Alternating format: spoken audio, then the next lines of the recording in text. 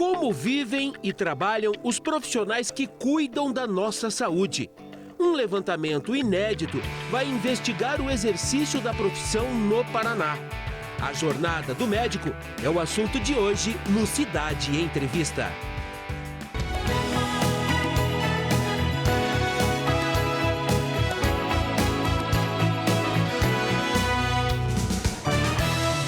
Convidado de hoje, já no estúdio do Cidade Entrevista, estamos recebendo o médico José Fernando Macedo, presidente da Associação Médica do Paraná. Presidente, bom dia, bem-vindo ao Cidade Entrevista. É um prazer recebê-lo, hein? Bom dia telespectadores. Muito feliz de estar aqui presente, sendo entrevistado por uma rede de tamanha repercussão que causa na população paranaense. Presidente, a gente pode começar com um pouco de história? Podemos. A Associação Médica do Paraná caminha para 92 anos de trajetória, sim, das nossas entidades mais longevas, né? Com certeza. A Associação Médica do Paraná foi fundada dia 2 de julho de 1933. Foi uma junção de um grupo de médicos da época que tinha lá um sindicato e formaram a Associação Médica com nomes daquela época, nomes da medicina de 1933, eram praticamente todos médicos bem formados, sabe, de uma maneira assim, simplória, mas de uma maneira muito carinhosa com a população, quando fundaram a Associação Médica do Paraná, em benefício da qualidade da Associação Médica para que os médicos, na proporção que viessem às faculdades, fossem aumentando o número de atendimento à população, de todas as... Eu me lembro que tinha, no meu tempo lá de estudante, há 47 anos atrás, nós tínhamos, quando estudante, nós tínhamos um grupo de pacientes que não podiam pagar, assim, pacientes com dificuldades familiares, financeiras, e que eram chamados de não contribuintes, então tinha uma ala do hospital para não contribuintes, e tinham aqueles que podiam pagar, era assim. Então se fazia muita caridade, ao mesmo tempo que tinham aqueles que podiam pagar, que vinha a fazer com que a profissão médica prosperasse, porque não existia plano de saúde, não existia nada disso. Com a evolução da história, apareceu o Instituto Nacional de Previdência Social, que tinha a área da aposentadoria e a área da saúde. E a área da saúde nós tínhamos na época o INAMPS, e onde muitos médicos atendiam pacientes ou nos ambulatórios do INAMPS ou nos próprios hospitais onde trabalhavam. E depois veio o Sistema Único de Saúde para fazer uma abrangência total do sistema de saúde para a população brasileira. Hoje, como nos encontramos hoje? Nós temos 230 milhões de brasileiros, sendo que 50 a 60 milhões têm planos de saúde, tem uma maneira de ser atendido, e o restante, vamos dizer assim, 180 milhões de brasileiros são atendidos pelo Sistema Único de Saúde. Então, teoricamente, o Sistema Único de Saúde é o melhor plano de saúde do mundo. Sem dúvida. Porque pega 180 milhões e que, agora, o que nós precisamos é investimento grande nesse Sistema Único de Saúde, porque são 180 milhões de brasileiros que estão atendidos pelo SUS. Presidente, em 9 décadas a medicina mudou, o estado do Paraná mudou e a AMP também mudou? Mudou tanto que a primeira vez eu entrei na Associação Médica em 1983 como presidente da Regional da Cirurgia Vascular e depois em 85 eu já era secretário da Associação Médica do Paraná, em 87 também eu continuava como presidente da minha sociedade, ao mesmo tempo na diretoria da Associação Médica. Em 1991 eu fui eleito pela primeira vez. Fiquei de 91 a 95, eram 4 anos na Associação Médica. Voltei 10 anos depois, em 2015, fiquei mais 6 anos, até 2011. E agora, praticamente 10 anos depois, mais de 10 anos, eu volto a ser eleito presidente da Associação Médica para um mandato de mais 3 anos, que pode virar 6 anos. Quinto mandato? É o 5º mandato na Associação Médica. Então, dizer para vocês a alegria que eu tenho de ser presidente da Associação Médica, porque a Associação Médica é a casa do médico. Nós temos o nosso Conselho Regional de Medicina, que é o nosso balizador da nossa profissão, do ponto de vista ético, do ponto de vista de norma de conduta. Esse é o nosso Conselho Regional de Medicina. De quantos associados nós estamos falando hoje, presidente? Nós estamos falando, no Paraná, com 40 mil médicos, nós estamos falando em torno de 4 mil médicos. 4 mil? Só. Tem muito espaço para crescer em associados. Tem muito espaço, e é o que nós estamos fazendo. Quando eu assumi agora em outubro, outubro, novembro, dezembro, eu assumi no final de outubro, esses 2 meses de final de ano, pouco dá para se fazer, a não ser você tentar acertar alguns detalhezinhos da tua maneira de ser. Claro. E em janeiro eu tive a grata surpresa de conhecer o Júlio, apresentado pelo Eugênio Mussac, que é um conselheiro do SEBRAE, foi alto executivo do SEBRAE a nível Paraná e hoje ele está a nível nacional. Né? Então, dizer para vocês que na primeira conversa que nós tivemos com o Júlio, ele contando qual é a tua estrutura, qual é isso, qual é aquilo, e daí ele perguntou para mim, doutor Macedo, eu falei da dificuldade do médico se associar à Associação Médica, sendo que ali é a casa dele. Sim. É ali que ele vai lutar pelos seus honorários, lutar pela invasão da especialidade, lutar pela qualidade de atendimento à população, melhor pelo ensino médico. Hoje, ensino médico, o Brasil, campeão mundial de faculdade de medicina. Correto. Nos últimos 10 anos se criou faculdade que não tinha necessidade social. E a qualidade acompanhou, presidente? Não acompanhou, não acompanhou. Hoje nós temos mais da metade das faculdades de medicina do país que eventualmente não tenham um professor com mestrado ou doutorado. Isso é ruim. Que tipo de médicos que nós teremos daqui para frente? É isso que nos preocupa. Preocupa não a mim, nem a minha faixa etária, mas sim esses médicos jovens que vão vir para o mercado de trabalho, às vezes com algum defeito na formação, defeito que eu digo é falta de estrutura para que esse médico se forme. E nós temos as residências médicas, que é um aprimoramento do que ele aprendeu na faculdade. Então, a residência médica é essencial. E nós não temos vagas de residência para todos os 40 mil médicos que vão se formar por ano. O Brasil hoje tem 600 mil médicos no Brasil. Não existe falta de médico. Está sobrando médico. Acontece que muitos médicos que não fazem residência, eles têm que fazer alguma coisa, eles estão trabalhando, eles estão procurando lugar ao sol.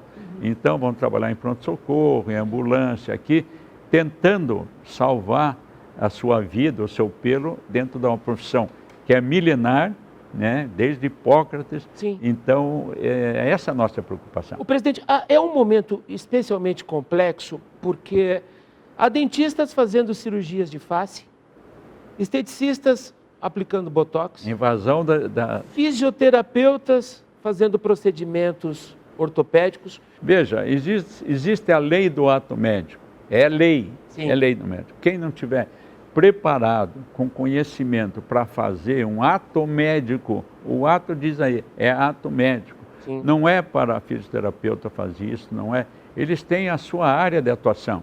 Agora, a área de atuação foge muito de você ter alguém fazendo botox sem ter o conhecimento da anatomia, das reações alérgicas, uma série de complicações que podem ocorrer. Isso é uma barbaridade. O senhor sabe que eu vou arrumar uma tremenda confusão com todos esses profissionais que eu acabei de citar. Não, mas eu preciso ouvi-lo sobre isso. São profissionais importantes. Sim, o fisioterapeuta tem sua importância, claro. A enfermagem tem vamos dizer assim, uma importância fundamental. Estratégica, né? Sim, no atendimento à população, atendimento... Eu trabalhei no hospital que tinha AIDS, Hospital Oswaldo Cruz de Curitiba. Sim. Você não queira saber, aquelas enfermeiras tinham que ganhar 10 vezes mais do que ganham. Sabe, aquele trabalho sabe assim, extremamente delicado você atender com um paciente com uma doença teoricamente incurável, mas hoje tem medicamentos que estão mantendo a vida deles. Mas no início, muitos deles vêm da origem do uso de drogas, eles são extremamente agressivos. Como é que a AMP atua nesse sentido? Veja bem, o movimento não é político, mas ele tem que ser de fiscalização. Quando eu digo política, eu me refiro à legislação. Eu entendo. Em referente à legislação, ela fala no ato médico, e isso é lei. Então, qual é a nossa luta para as sociedades científicas de especialidade? Lutar para que essas áreas de atuação, essas especialidades, não sejam invadidas por profissionais não reconhecidos, né? Mas isso é uma questão de política, de saúde em cuidado da população brasileira. Nós temos que cuidar da nossa população, então nós temos que usar a lei. Correto. E a lei nós temos que denunciar, nós temos que fazer isso, fazer aquilo, e é muito ruim. Agora você vê na televisão quantos casos de paciente que fez uma cirurgia de bochecha, tá? Com todo respeito aos odontólogos, ele é importantíssimo, né? Nossos dentes aqui estão saudáveis graças aos dentistas. Correto. Mas não é a área dele de estar fazendo cirurgia de bochecha, cirurgia buco-maxilofacial, tem uma especialidade que faz cirurgia. Correto. Então, veja, é mais de fiscalização das sociedades científicas. Agora, começa pelos Conselho Nacional de Medicina, Associação Médica e suas sociedades científicas. Agora, tenham a certeza, a população tem a certeza, nós não estamos deixando de procurar essas pessoas que estão fazendo isso. Agora, comunique-se com o Conselho Nacional de Medicina, comunique-se com a Associação Médica, que nós daremos a resposta a você. Ô, presidente, e quando tem que cortar na própria carne, como é que a AMP e sua diretoria lidam, por exemplo, com denúncias de erros médicos? Qual é o tratamento que essas demandas recebem? O erro médico é diretamente proporcional à formação do profissional. Correto. Formação médica. Se ele fez uma boa faculdade, teve bons professores, dificilmente vai... Que a mais importante é a relação médico-paciente. Sem dúvida. Entre eu e você. Sem dúvida. Eu jamais vou atender você e te deixar ao léu. Sem dúvida. Atendo, te receito, eu dou o telefone, você tem que dar o telefone para o paciente, porque ele foi atendido por você e você tem que ter a responsabilidade. É primeiro um vínculo de confiança, não, presidente? Sim, mas isso, quando você tem esse tipo de vínculo, dificilmente você vai ser processado por algum médico. Tanto que os seguros contra erro médico estão aí, né? E eu sempre disse para eles, eu não vou fazer seguro de erro médico, porque eu sei até onde eu vou. Correto. Né? Do ponto de vista de atender numa cirurgia grande, conversam com a família, explica os riscos que tem, explica ao paciente, tá? É uma via de duas mãos. O presidente, e aí a entidade, obviamente, enquanto representação máxima da classe, o mais importante da classe, está em cima da qualidade do ensino, da formação. Esse é um problema sério em nível Brasil, não é? Seríssimo. Nós temos colegas que estão fazendo faculdade, Pedro Juan Cabaleiro. Meu Deus. Sabe, paga lá R$400 por mês para fazer um curso. Soube que quem dá aula de anatomia é um professor de educação física. Eita. Então, com todo respeito ao profissional de educação física, ele é muito importante, é nosso personal, é nosso sem dúvida, sem dúvida. Mas entre você... Aqui não é pessoal, né? Não é pessoal, lógico que não. Nunca foi. Agora, entre a função dele com o profissional de educação física e da aula de anatomia, vai bem longe. Então, olha... Presidente, mas e aquele processo de validar o diploma? Isso é a coisa mais importante que tem. Não tem coisa mais importante... Esse é o filtro. É o filtro. Correto. Você tem que fazer uma prova para avaliar seus conhecimentos. Eu vi, os 3 anos últimos, eu fui diretor de defesa profissional da Associação Médica Brasileira. Correto. E eu vi como era essa prova, eu vi a qualidade. A prova é facílima de passar. Agora, você tem que ter o mínimo de conhecimento de tudo para você passar. Então, faziam lá, 7 mil faziam a prova, 7 mil médicos de fora. Brasileiros que foram estudar fora do país, né? E vinham fazer a prova. Dos 7 mil, passava 500, 400. Ou seja, essa é uma referência clara da preocupação com a qualidade da medicina que ensinam fora do Brasil. Sim. E quando a gente importa esse profissional. E com detalhe, o médico que faz a faculdade lá em Pedro Juan Cabaleiro, Sim. não pode trabalhar no país. Como? Não pode ir lá? Não pode trabalhar. E pode aqui? Tem que vir para cá, é isso aí. Mais de 90% dos hospitais no Paraná se baseiam no exame AMP de residência médica, né? Não, nós temos um exame reconhecido hoje, que nós estamos desde o ano 2000 fazendo a prova de residência médica. No último concurso para a residência médica, nós tivemos dos conselhos, das Coremes, né, que regula os estudantes que vão fazer a prova. Das Coremes, nós tivemos 2.850 médicos fazendo a prova. A prova é feita dentro da Associação Médica, coordenado por um grupo de 5 professores, e nós recebemos as questões de médicos, professores de medicina, que fazem as questões, com um livro, tem o livro-texto da ginecologia, da clínica médica, da cirurgia, todo tem o livro-texto e as questões sempre inéditas. Perdão, presidente, eu posso comparar com o exame da ordem da OAB? Não, ainda não, porque a OAB, ela só te dá o direito a exercer a advocacia se você passar naquela prova. Ah, perfeito. Agora, esse que vai fazer a prova de residência, ele está correndo procurar uma melhoria do seu conhecimento. Perfeito. Entendeu? É qualificação. É qualificação. Aliás, presidente, por falar em qualificação, se o senhor me permite, vamos deixar para a segunda parte da nossa conversa. A Universidade da Associação Médica do Paraná, aliás, o senhor tem um coordenador de luxo lá, que é o professor doutor Eugênio Mussac. E a gente quer falar muito também sobre o trabalho que o senhor iniciou agora na sua gestão de percorrer as regionais da MP no Paraná para entender o que é que acontece no interior e formular o planejamento de 2033, né? O planejamento para o centenário. A gente vai rapidinho para o intervalo, voltamos em 1 minuto. Não saia daí. Até já!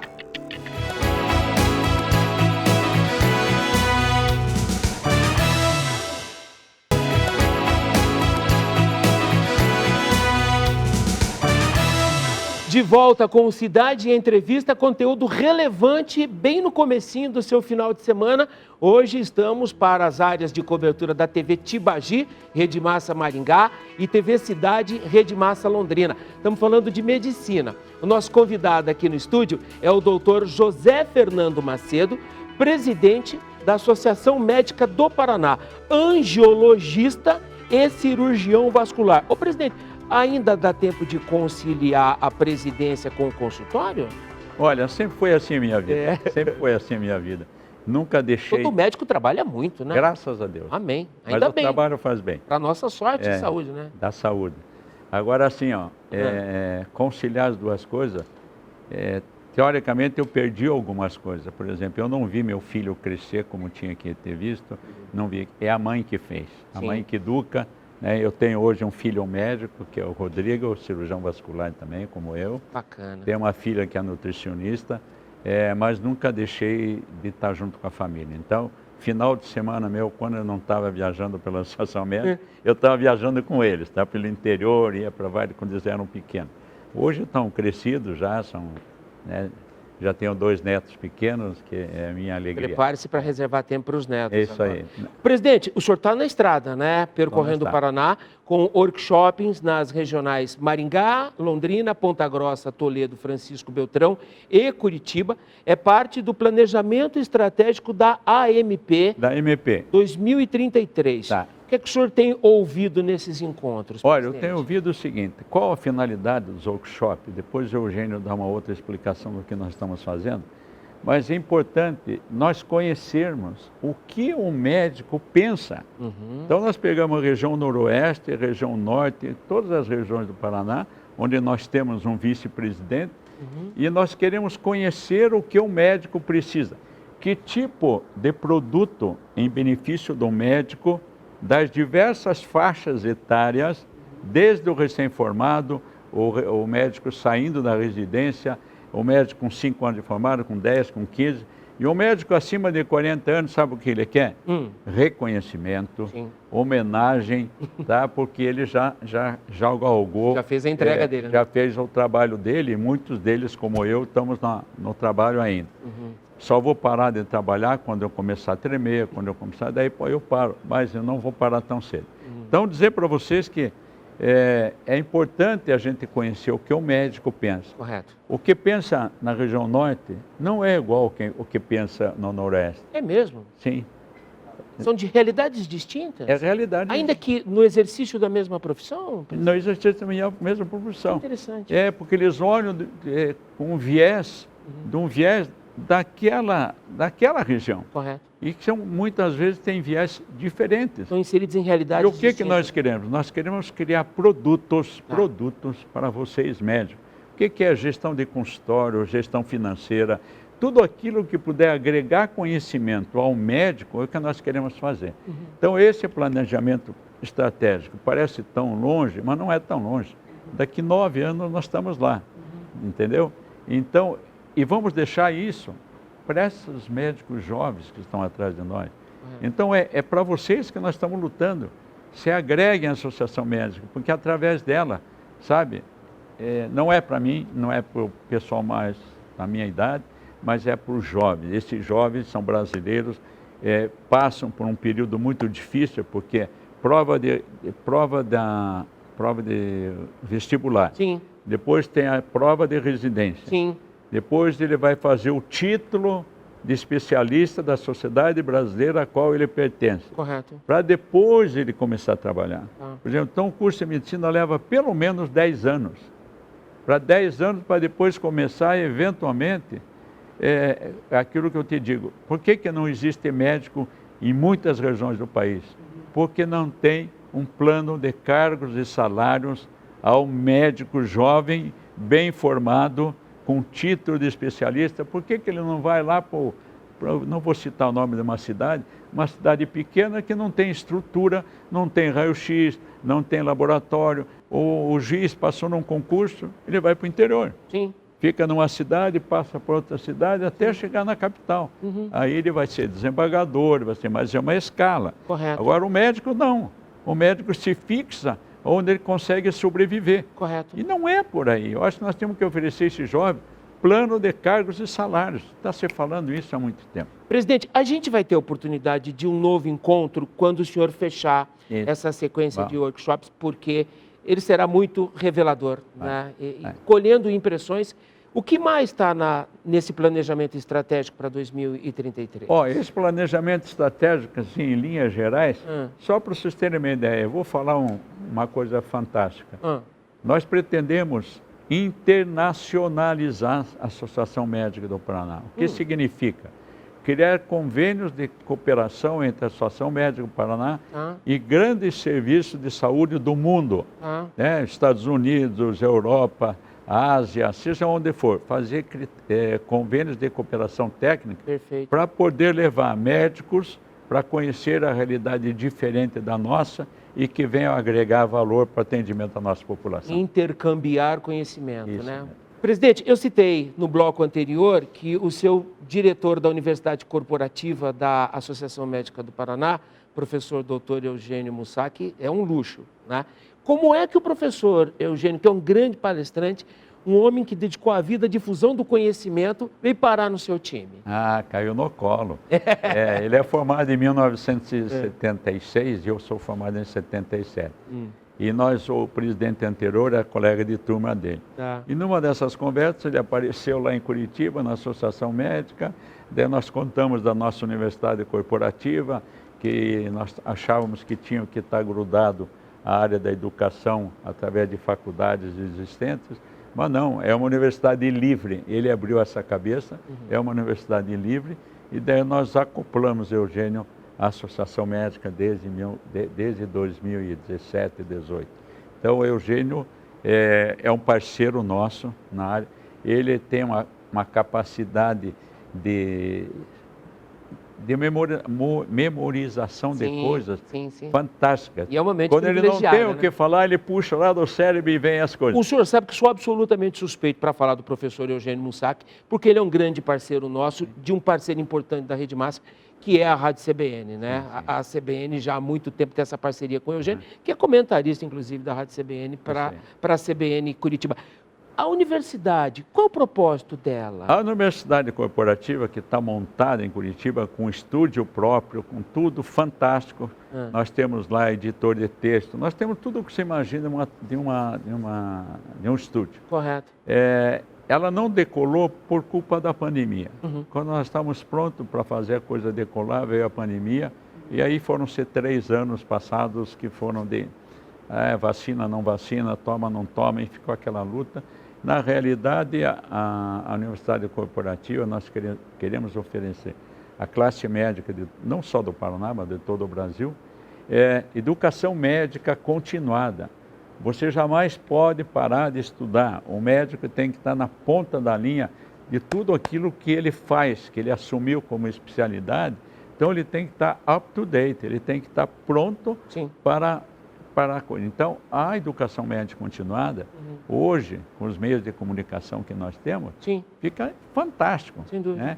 Para o nosso sócio, deve ser com uma taxa de uma Coca-Cola, para o não sócio um pouquinho mais caro, mas nós pretendemos que todos os médicos sejam sócios, para eles ter tudo isso, mas isso continuamente. E um intangível de conhecimento que não tem preço. Né? É isso mesmo. A gente vai dedicar, inclusive, um capítulo à parte para falar sobre a universidade com o professor Eugênio. Não. O senhor consegue me responder em 30 segundos, 1 minuto, por que tanta dificuldade para vacinar os paranaenses contra a dengue e agora contra a gripe? Veja, o que está acontecendo? Não é dificuldade. Criou-se, sabe, uma celeuma a respeito de vacina. Se não fosse a vacina de poliomielite, nós teríamos quantos milhões de pessoas de cadeira de roda ou teriam morrido pela poliomielite. E a vacina de quando? Do século passado. Tem sarampo aí, né? Sim. E outras tanto que o Brasil foi catalogado como livre da poliomielite. Infelizmente, por falta de muitas mães não levarem filhos a tomar a vacina da poliomielite, ela começou a aparecer aqui e ali. E ela existe.